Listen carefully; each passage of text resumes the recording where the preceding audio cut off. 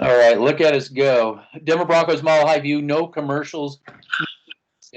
I just wanted to make a quick video and get your take regarding John Elway being the new Al Davis. But before I do that, I just want to make a couple announcements. One is I think we have what's called a D program. We have a Broncos channel. You could call it a D program. They could call it a Broncos program, but I call it a D program because we're deprogramming the feel gooders out there, or trying to anyway. But I want to first just bring up, we got our first sponsor. Somebody thought worthy enough to advertise, and I just want to thank Titties for being our sponsor. Hey, they don't pay anything, but hey, at least it's Titties, right? Then the other thing is I want to talk about something very serious: is censorship. We are finally worthy enough for censorship. Which one was it? It was, well, actually, this latest one had some funny things going on, but the Broncos moving, the selling the Broncos being the new expansion team, all kinds of funny stuff. I mean, we had like a whole 100 people viewing it, and then all of a sudden 0, and then all of a sudden 60, then 40, then.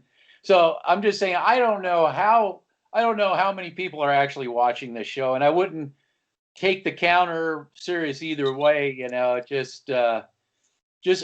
guess we live in an era where there's so much censorship going on, and everybody's just accepting it that it's automated, and I guess it's just we have to use it. Also, I do want to mention one thing, that my intention was always to get this deprogram off of YouTube or expand it to other platforms anyway. I've just been lazy about it. BitChute and some others out there, Steam it, I think, things like this. But with that said, anyway, so I wanted to just get back into this idea that John Elway has become the new Al Davis, and how dare you? Oh. But Mark Schlereth actually today, I don't know if he's watching the show, but you'd think he had, because he had on his show, after I posted the photo of Al Davis and said, the mercurial John Elway, that he mentioned how, we can talk about talent, but until these people have some sort of something inside them that, also coaching, and also thinking that just putting chess pieces on the board is going to solve your problem. And I'm going to leave the link to that, and you can hear Mark Schlereth say exactly what we were saying, if you think we're just making this stuff up. And I just want to take you back to the 1990s. I'll get in my DeLorean, and we're going to head to the 1990s.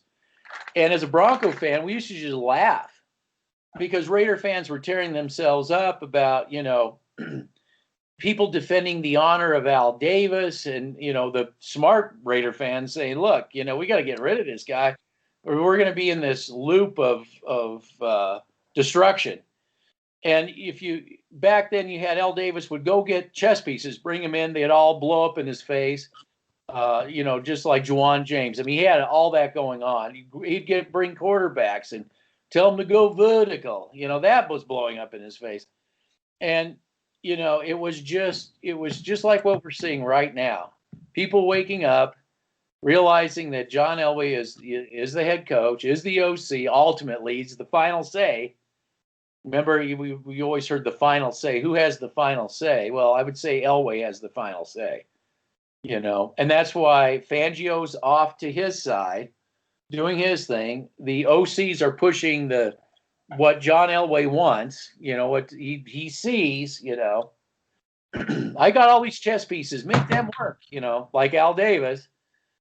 And the team is just really inept. Just like the old 1990s Raid. It looks like just a rehash of all that. And I used to go on message boards. back in the early days of that, and just toy with Raiders fans saying, "Yeah, Al Davis, yeah, you're right. You should stick with him," knowing full and well that's he's their kryptonite. Just agreeing. Agreed. Agreed. Agreed. That stuff was going on then too. It never ends. So yeah, I just wanted to say that I have to congratulate Mark Schlereth for actually bringing up the Oakland Raiders, the old Oakland Raiders, bringing up how they used to just laugh at them and how we're being laughed at, and how you can sit there in the front office and talk about chess pieces being talented all day long, but you have no clue on to how to make them work. And he was talking about how the Broncos would say, well, we're smarter, we're tougher, we understand football. And if you think about it, I hate the Patriots, but I use it as a reference, is that all these people that it's all Tom Brady. Well, Tom Brady goes to the Jets. Are we going to be singing his praises? Of course not. But the philosophy in New England land, Patriot land, was, well, you people, you weren't drafted high. But you guys are smart, tougher. You're better than a lot of these prima donnas out there. And we'll start stacking wins up, stacking wins up. We know we got our shit together. So you may have all the talent in the world, but do you have your shit together? And the Broncos right now are a team that does not have their shit together. They don't act like a team that doesn't have their shit together. Mark Schlereth said until they get it in their mind, it's not just about talent. I think he was trying to say it, I don't know if you heard it. I sent the link, but we hadn't talked about it. But he was saying you can sit there and talk about talent until you're blue in the face, but until you actually are tough, smart, and having a clue, you're going to be floundering as an organization. So hit it. You sent me the link earlier today, and I did listen to it. I applaud Mark Schlereth for what he said, but he'll revert back to his old ways here eventually, because the producers will tell him that we can't get John Elway upset, and we're going to cut your balls off, and they already have.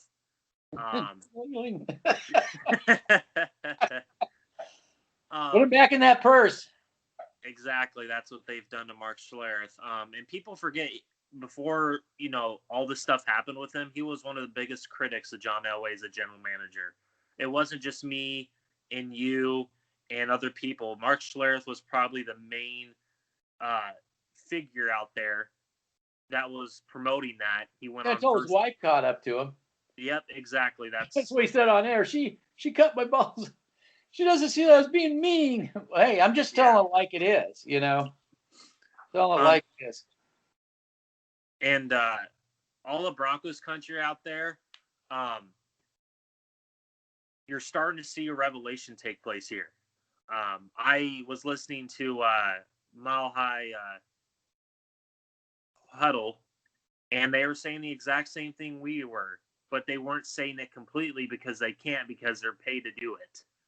So I think there's a revelation going on here. I think a lot of people are starting to realize what me and you have said for weeks, what you've said for years, what I've said for years, apart from this channel. But I think people are starting to realize what the main issue is here. Mark Schlereth realized it, but he can't say it because he'll get his balls cut off. And not let into the building. You cannot let in the building. Not let in the building. Sandy Clough is almost there, but he can't because he doesn't want to be left out of the building. Can't get in the building. Yeah, they will mute your button, because I guess you can't go in the building anyway, but they will mute your button. Oh, there's that guy. He typed up. He's done. You can't virtually go into the building, And if we were blowing smoke up your asses, Broncos country, we wouldn't be sitting here wasting our time in terms of talking about this situation from the top down. And we would just be talking about, we got to go through 5 quarterbacks a year. We have to go through every coach every year. We would be talking about that. But instead, just like the Raiders back then. It was exactly. Always the coach, and there was always, it's not Al Davis, it's that coach, it's that coach, it's that coach. Coaching. And I was hearing is hiring the coaching? Exactly. Who are making the player personnel decisions too? Really? I mean, really? Yeah, exactly. Who's dictating the playbook? Dictating Exactly. the playbook. Go critical. Who is the prisoner of the moment too? Yes, yes. Because it's a year after year process with John Elway. Exactly. The telescope. Exactly. I see chess pieces. I see chess Exactly. pieces. And I was listening to Mile High Huddle today, and they were starting to bring it up, and then they also went Debbie down when they were talking about how, well, if Drew Lock doesn't have a good game next week, we need to trade everyone and do a whole fire sale. Like, really? Like, Well, come on. I'm going to get into that when we get into the Chargers. Okay. Yeah. Oh, by All the right. way, after this, do you want to just do the Chargers next? Sure.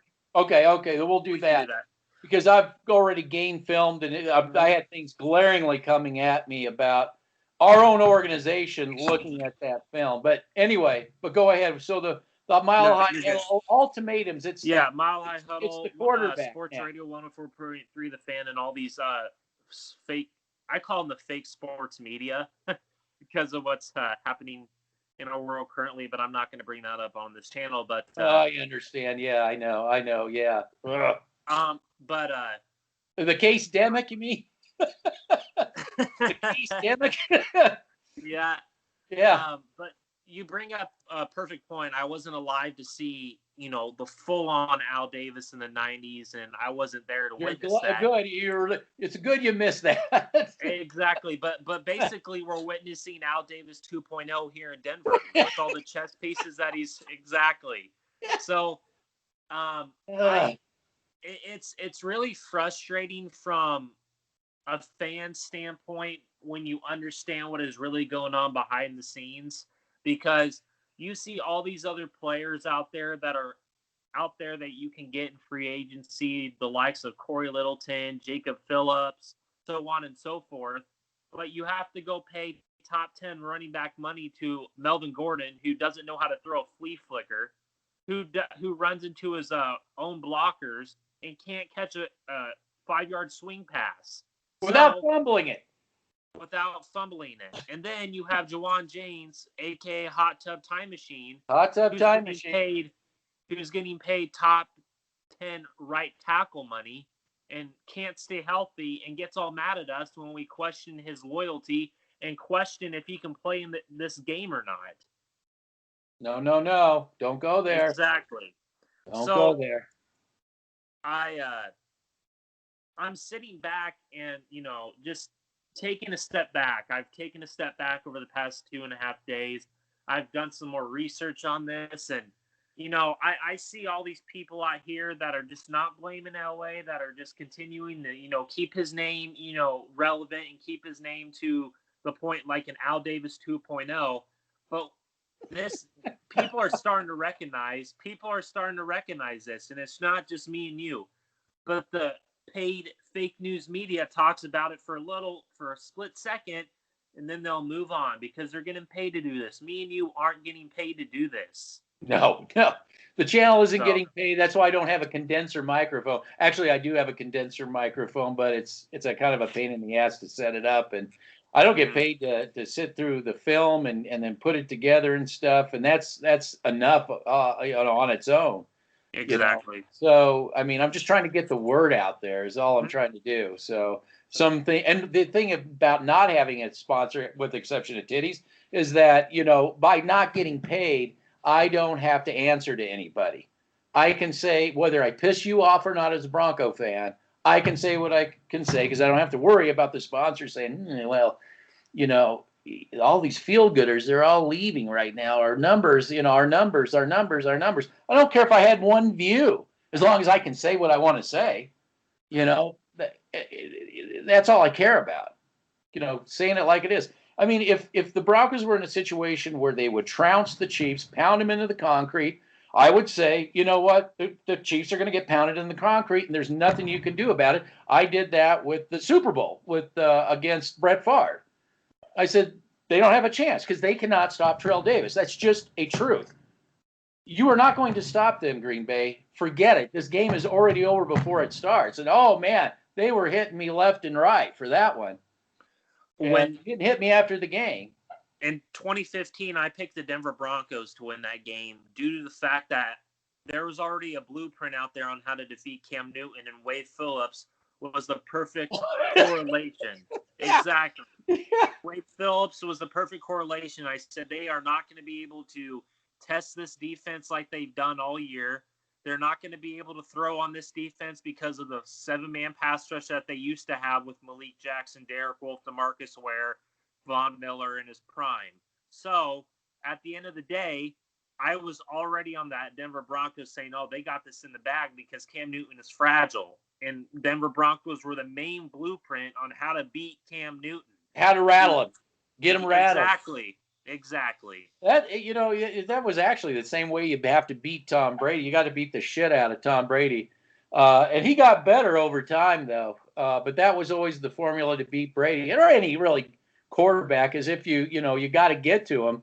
And I'll get into that when we get into the Charger thing, because anyway, I'll get into that and when we wrap this up. But I've got a lot to say about the next week's game, how it correlates into what you're saying about feel-good fans wanting to throw another quarterback in the grave, cemetery, bury him, move on to the next, just like the Raiders used to always do, and Cleveland and every other, I think the Jets are prepared to do the same with Sam Darnold. So that's a losing mentality. And what did Schlereth say, too? He goes, it's a loser's mentality. It's talent. We'll just get our talent. He said, yeah, it's a loser's mentality. You got to go out there knowing that I'm going to punch you in the nose, and I'm going to do it in a smart way, and you're not going to be able to stop us because you don't know. You're just a bunch of talented idiots out there. And you have the Chief fans, Charger fans, and now the Raider fans laughing at Bronco fans because we have succumbed to the Raiders now. We are the Raider 2.0 back in the 90s, early 2000s. Why do you think the Raiders are so good right now? Or have gotten they're on the way up. That's what I meant. On the way up. Yeah. They've gotten better because they don't have the Al Davis figurehead choking them out and have a noose around their neck like it has happened here.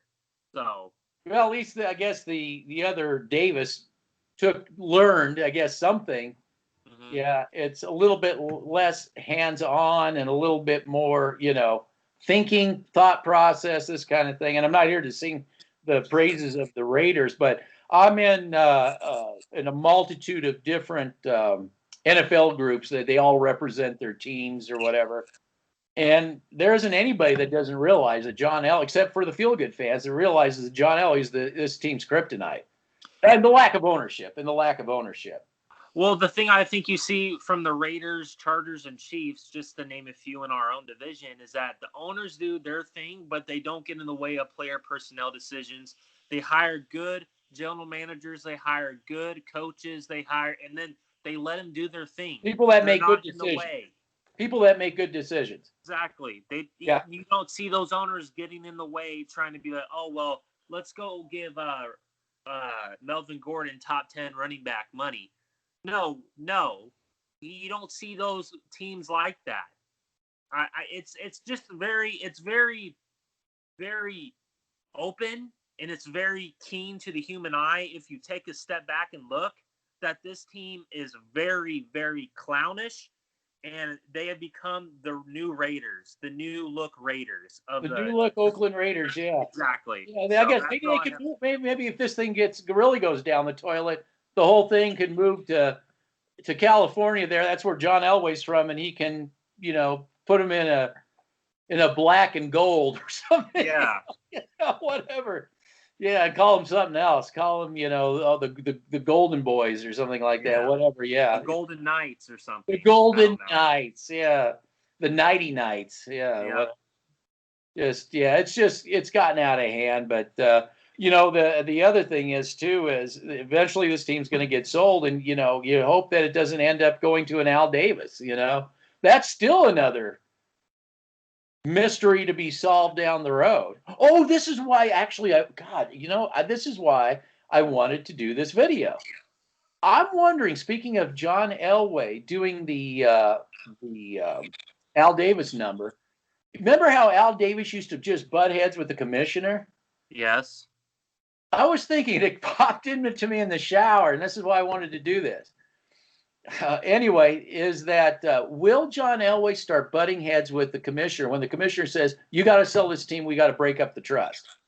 I think he's already butted heads with the commissioner. I think it's very open and shut. I think that the commissioner, ever since Pat Bowlen has taken a step back, doesn't really talk about Denver. You know, the commissioner, Roger Goodell, when Pat Bowlen was in charge, Commissioner Roger Goodell and Pat Bowlen used to hang out a lot. And people. Well, they used to work out. They did Sunday Night Football. They did a lot of stuff. But, yeah, but what I'm getting at is, do you think Elway will try to extend the trust, even if it's a year or something like that? Do you think? And then the budding will be, no, you've got to sell the team. I think down. I think that he's has really the past 4, 5, 6 years he's been extending the trust until 2022, because I think at the end of the day, you keep saying that, well, you think John Elway's butting heads. I think he's already butting heads with Roger Goodell. We just don't hear much about it, because you could see what's happening. The Denver Broncos were once one of the flagship NFL franchises in the National Football League. Now they're one of the clown franchises in the National Football League. And every time somebody brings up the Denver Broncos with Roger Goodell, he likes to just throw out the bus. Oh, let's talk about something else right now. Exactly, because I think there's a lot of hostility going on behind the scenes with Roger Goodell and the Denver Broncos, and a.k.a. John Elway, because I think Roger Goodell's realized that John Elway is a dictator. He's the next Al Davis. And I've been saying this for what? I've been saying this for 3 years. I've been saying, you've been saying it longer than me. But I had to start, I looked at research, and I looked at things that were going on behind the scenes. I think that there's already button of heads between Roger Goodell and the Denver Broncos, and John Elway included. Well, I think the idea was we got to bring up Brittany, or we got to bring somebody up. They have to agree on this. So I think Roger Goodell is pretty much like shelved, like a file, closed a file and put it on a shelf till 2022.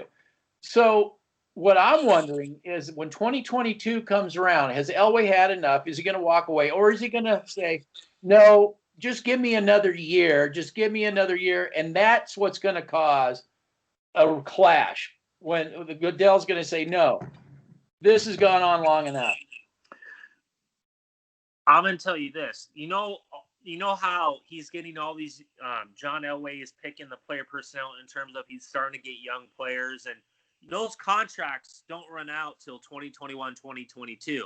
So I think he had it in his mind that, hey, I'm going to try and get this team back to a winning mentality now. Then when I leave, I don't have to deal with the mess that's going to come with this team in terms of contracts coming up, veteran contracts. You see all the Denver Bronco contracts, they're here for 3-4 years. Fangio has a 4-year contract. Elway has a 3-year contract. He has 2 more years left on his contract. But you see him signing these free agents. If he wanted to help this team for the future, he'd be getting better player personnel, but he's not, because he's a dictator, and he's not helping this team out whatsoever. You see all these young. Drew Lock's contract will be up. Bradley Chubb's contract will be up. Cortland Sutton's contract will be up. Dalton Reisner's contract will be up. You see all these young players, and I'm like, will they be here past 2022? I don't think so. Well, will the team be here after 2022? I think your logic of the team moving, I see that happening, but I don't. Well, no, I'm just calling it a card on the table. I'm not. No. I think it will happen. I think it will. I'm not gonna discount what you've said. I think that's really gonna happen. But yeah, an iron in the fire. There's still so much tradition in Denver, and especially Colorado for Denver. No, the NFL will not want to lose that franchise. If you could, I said, you could move the Broncos to Canada. That takes care of one Canadian team. Start another Canadian team, the Mexico, London. Now you've got a new conference. Mm-hmm. Now you bring in a new owner for the new Denver Broncos, thinking of the Cleveland model. The new. That's what I'm saying, because this used to mention the contracts. like you said, I'm wondering how in 2022, that's when everything's is going to unfold. Mm-hmm. You said contracts are up. Yep. When the trust is supposed to be dissolved, it's supposed to be decided at that time who is going to take which Bowlen is going to take over the Broncos. It doesn't matter what the trust says. It has to be a unanimous, not even one out. It has to be a unanimous agreement, and those people are never going to agree that Britney Spears, that Britney Bowlen is going to be, the next owner. That's just not going to. Or the other Bowlen, Beth Bowlen. That is never going to happen. So Goodell has to force the issue because Bowlen has already put that out he's inked it in. Mm-hmm. He says when that happens, the trust, it doesn't matter what the trust says. There's going to be supposed to be no trust. Mm-hmm. Okay. And the NFL, all the other 31 teams, they're going to say, this is enough. This organization has to have an owner. And I'm sure that the owners are done with Elway too. Mm-hmm. It was fine in the beginning. I think when they knew that basically that Pat Bowlen was like Christopher Pike, the captain, and he's in a chair drooling, that there would be a certain amount of time because he didn't have a direct heir. Okay, we'll give you a grace period that somebody in your family can take over. We'll give you that. But by 2022, that's a big stretch of time. Yes. Okay? So something has to give. And I'm wondering, will Elway try to say, look, just give me one more year. I got to do these contracts. And Goodell and the 31 teams say, no, this has got to go up for sale. It's going to be 2022 is going to be a very interesting year. Or does the NFL collapse? Say, well, okay, maybe one more year. It's just going to be extremely interesting come 2022. I think it's going to be extremely interesting in 2021 because you're going to start seeing the revelations of the trust. You're going to start seeing the revelations of potential candidates to buy this team. You're going to start hearing that. Those reports aren't just going to be out there for blowing smoke up someone's ass. They're going to, and when you start hearing potential candidates for the Denver Broncos to buy this team, then that's when you're going to, then that's when you got to start being like, okay, who is going to be the next candidate to own this Denver Broncos team? I already have a guy in place. I want Peyton Manning, but it's hard for him to do that because he's not a billionaire. He's not a billionaire. And it would be a lot harder because he has to have people involved to come in that. But that's we've already talked about that. So by the end of 2021 and then early 2022, you're going to start hearing these reports coming out from really high up reporters from the Denver Broncos organization. So, yeah, it's definitely I think that that'll be the big stir, and I think these feel-gooders will be like, where did this all come from? Oh. And I actually want to touch up on that, and then we can move forward to the Charger game. I just want to touch up on that. I've had a lot of backlash on my Twitter, and about how I hate the Denver Broncos, and I've been directing a lot of people to this channel because I want people to know the truth. And I've been having a lot of backlash about how, you hate the Denver Broncos. You can't seem to. First of all, I don't hate the Denver Broncos. As were you, I was alive and understood how Pat Bowlen worked and how great this franchise was under the tutelage of Pat Bowlen through 2006 to 2014-13. I saw us bringing in Peyton Manning, which I never thought would happen because of Pat Bowlen. Mm-hmm. I never thought we would have traded for Champ Bailey, and look how great he turned out. So I've seen the good with Pat Bowlen, and now I've seen how atrocious this team is. This team deserves a lot better than it has been the past 5-6 years. So don't say I hate the Broncos. I'm giving you a great, truthful product out there that you good feeler Bronco fans need to start realizing. Well, can I say something here? Mm-hmm. To the feel good crowd that says we're not Broncos fans.